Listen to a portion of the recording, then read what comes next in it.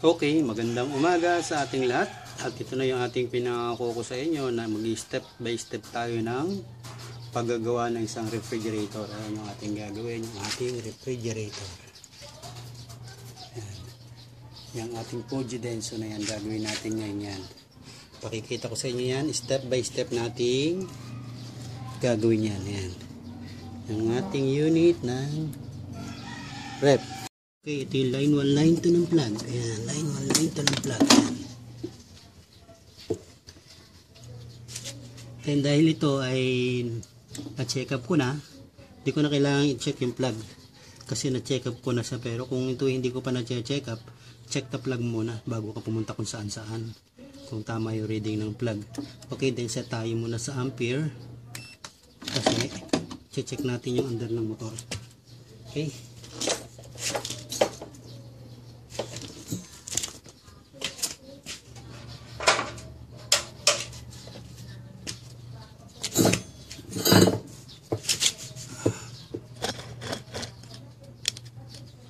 Okay, pandarin natin yung ating rep.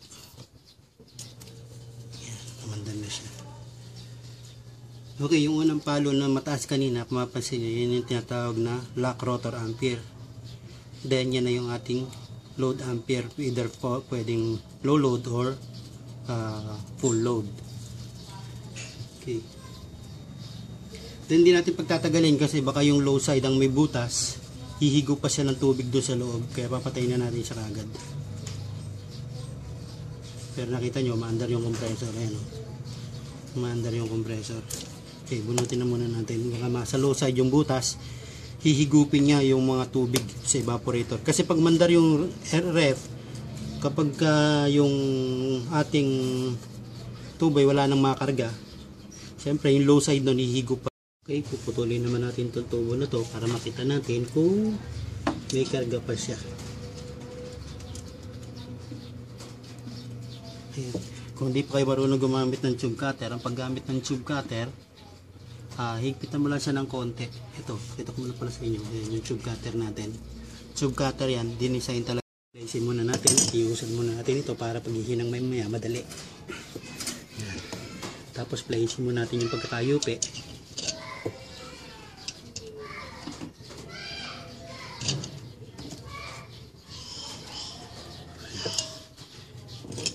Pero pwede mo na rin siya putulin doon. Kaya lang, hindi natin gagawin.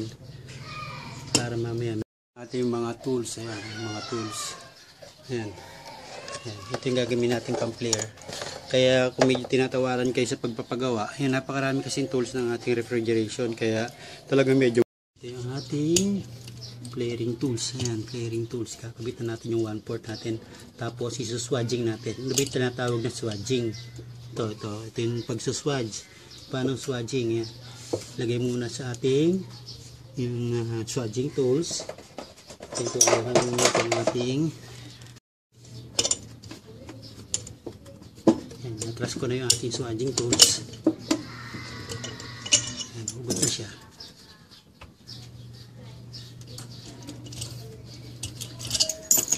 Then dapat yung 1/4 sa 1/4 yan, pumasok siya.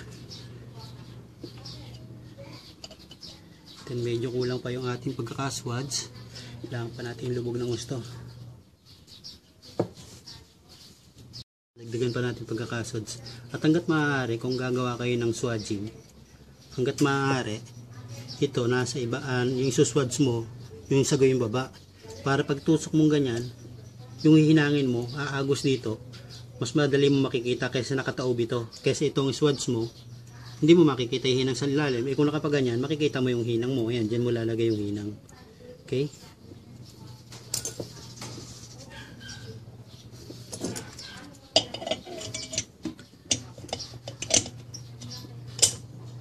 Kaya karaniwan, pag hindi talaga rep and aircon ng tinapos at natuto lang sa rep and aircon, hindi magtuturo yun ng pagkakarga ng rep, pagkakarga ng aircon. Mapapansin mo yung mga nagtuturo na hindi nagkakarga ng rep, hindi nagkakarga ng aircon step by step. Hindi talaga yun nag-aral ng rep and aircon. Natuto lang sa video. Pero tayong mga natuto talaga sa rep and aircon, step by step na talaga natin gagawin yan. karaniwan, yung mga hindi talaga natutong talaga hindi repair aircon. Mapansin mo naman yun hindi yung mga repair aircon talaga. Yung mga trabaho electronics. Pero hindi naman lahat marami ring electronics na magagaling. Kahit hindi sila nag-aaral ng repair aircon. Shout out sa aking mga pinapalo ng mga channel na talaga namang marurunong naman talaga sila. Kaya lang, talagang ito ang kaibahan sa electronics. Yung ating mechanical parts. Kaya mapapansin mo, yung ibang mga nagbablog na nagtuturo about rep and aircon, pero hindi talaga nila tinapos yung, or hindi talaga nila ginawa yung system. Talagang natutulan talaga, magagaling talaga sila sa mga parts. Lalo na ngayon, inverter na tayo. Hindi na puro mechanical parts ang inaaral. Yan. Watching na tayo. Yan. Pwede mo na siyang hinangin ganyan ngayon. Then yung capillary, hindi ko muna gagamitin sa charging line na ito. Ito muna. Check upin ko lang kasi muna. Ito pwede rin naman kasi hugutin mo to. Dito mo siya iduduktong yan dyan. Kaya lang, mas mahirap kasi malapit na ito sa motor, mas mahirap hinangin. Kaya dito na lang muna ako. Pagka nakita ko na itong kanyang niyupe hindi pumasok or hindi nagbuka, hindi mumuka yung kanyang niyupin dati, ito na ako lalagay.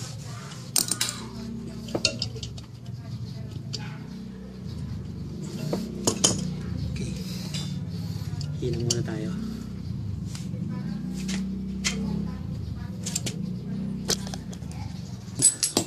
Yung ating mga map gas na tinatawag, pero ito kasi kung in case na talagang nabusan ka ng map gas, pwede mo siyang gamitin. Kaya ordinary gasol lang ginagamit. At syempre for safety, dapat palaging malapit siya yung tangke, palaging available ka para magsara niyan. Okay.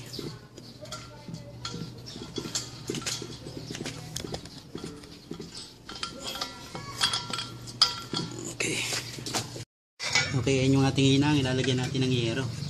Ano ba ang gamit ng yero sa paghihinang? Ito rin, hindi rin alam na ibang technician ito. Kaya kung gagamit ng yero, una-una para makuberan mo yung ating body. Pangalawa, para yung backfire ng apoy pati likod nag-iinit. Yan ang purpose ng yero. Kaya gumagamit ng yero yung mga naghihinang.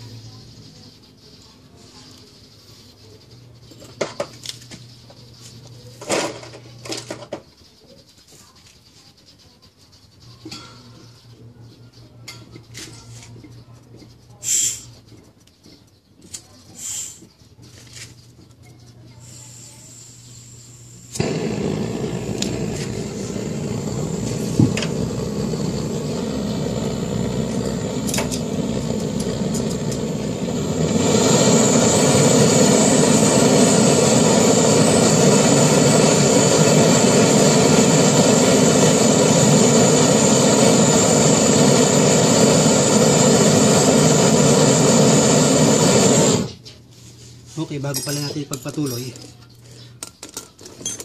bago uminit siya, dapat matanggal muna yung filter nito, ay yung ating rubber nito, kasi susunog ito pag nag-init.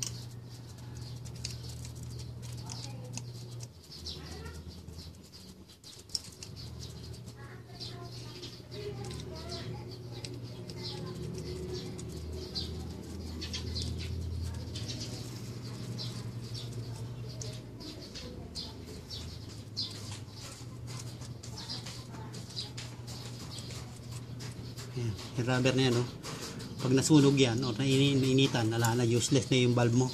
Kaya dapat pagka ginang ka, tanggalin mo muna yan.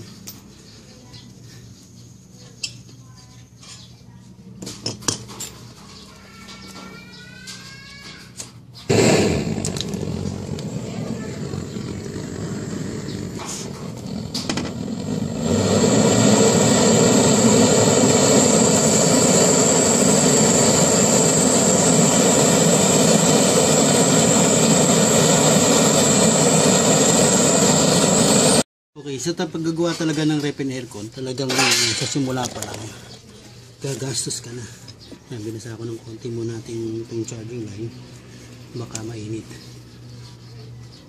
Talagang sa rep and aircon, talagang sa simula pa lang gagastos ka na kasi kailangan mo muna siyang i-test. At gagamit tayo ng refrigerant. Talagang gano'n, talagang tapon. Ika nga, tapon yung ating chemical.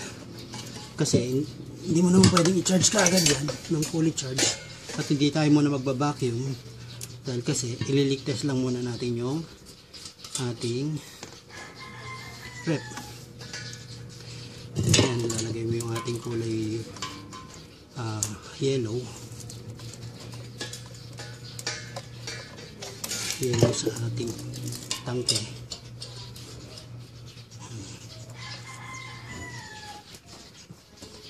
Ito, hindi muna tayo magbabacuum. Tsaka hindi ito po muna charge nito. Baka mamaya hindi naman ika nag-vacuum si sir. Hindi naman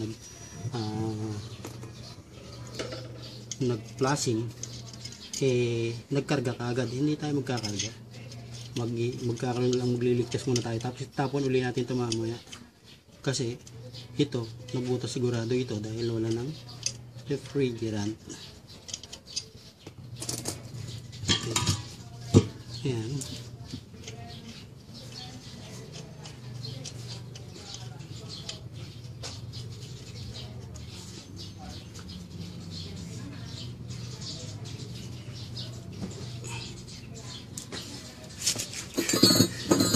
And then napasin natin ang decision na answer. Medyo wala tayong pagsasabitan eh. Meeting ko, hindi pa tayo magcha-charge sa refrigerant. Magli-leak testing pa lang tayo. Then bubuksan natin yung tangke. At refrigerant ang gagamitin natin pang leak testing. Kasi kung hangin, bawal sa atin ng hangin eh.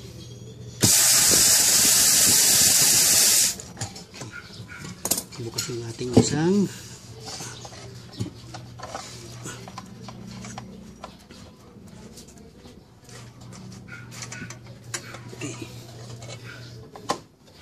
hindi sa atin pwede ang hangin na panligtes. Yan, buksan natin tangke natin. Tapos may pasok lang tayo ng refrigerator na konti para sa leak testing. Mapapansin, napakabagal ang pasok oh. Bakit mabagal ang pasok? Kasi UP nga itong tubo na to. Hindi ko muna tinanggal.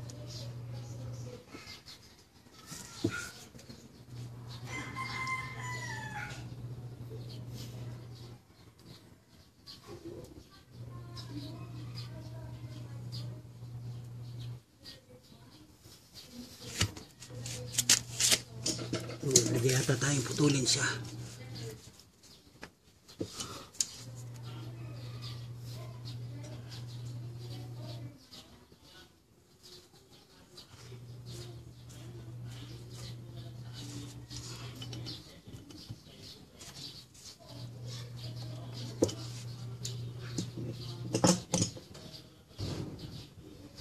Okay, salamat natin.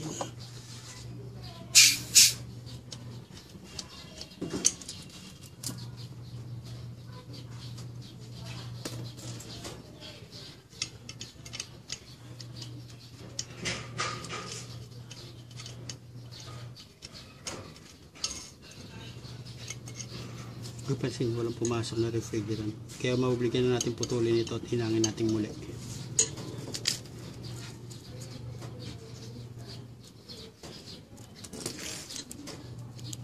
Okay, nakita niyo, puputulin ko.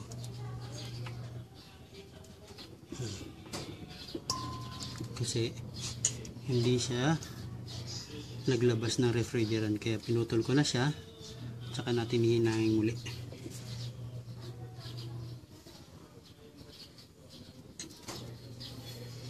Okay. Muna natin ito at maghihinang tayo ulit.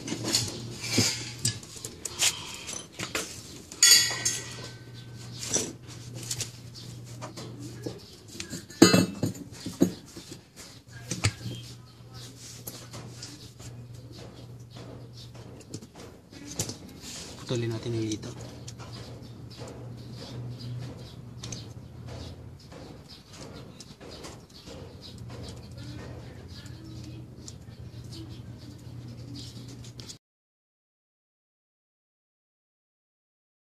Yan, balik ulit sa leak testing. Magli-leak test tayo ulit. Okay. Titingnan natin yung ating chemical. Pinapasok ko na yung chemical natin sa loob.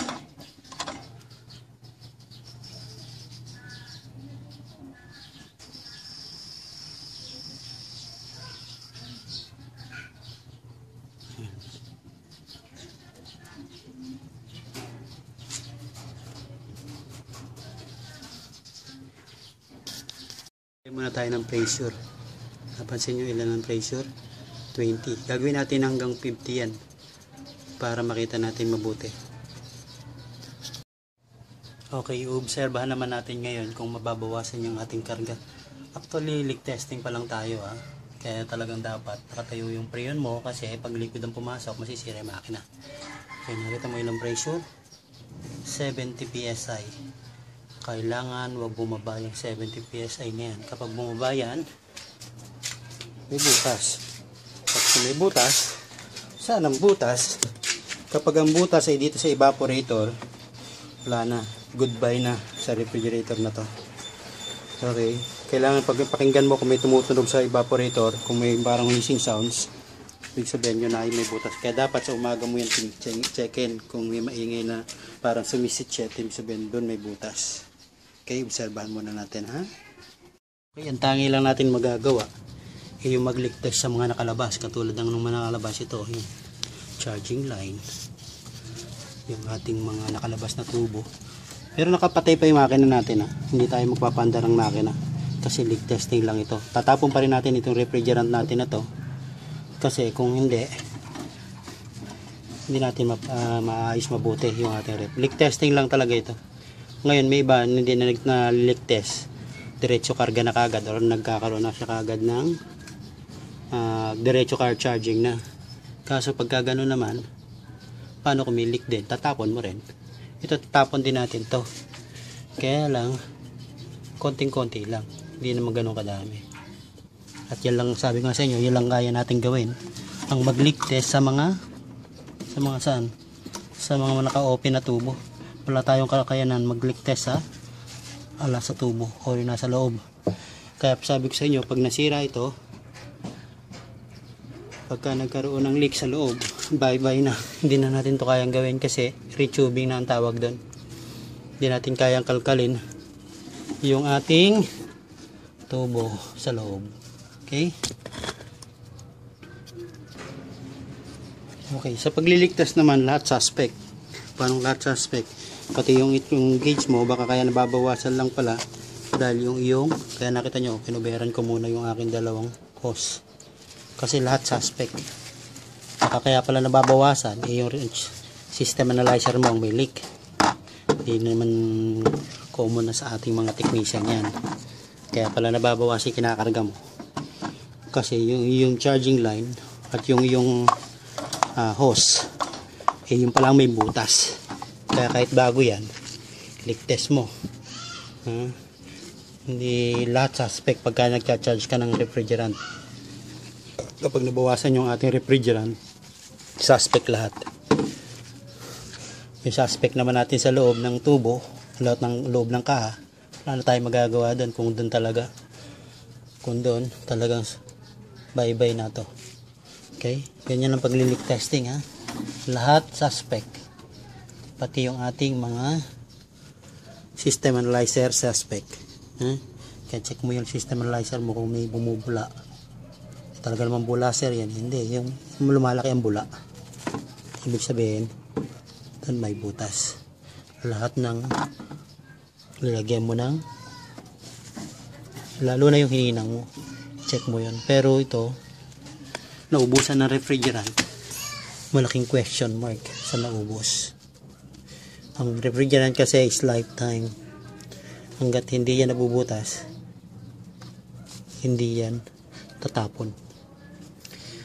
Then sabi ko nga sa inyo, yung ating mga manufacturer kasi ngayon, gumagamit na ng pinapahid, tsaka initan, tsaka titigas. Kaya lang, mayroong expiration yon. Ibig sabihin, lumulutong na din yon. Yun yung metal mismo lumulutong. Yun pa kayang pahid lang na dikit. Kaya, Yun ang problema sa ating mga manufacturer ngayon. Gusto lang kasi nila 1 taon lang yung rep mo, 2 taon bibili ka na naman ng bago. Kaya mahirap mag-invest ngayon sa mga electronics or disposable.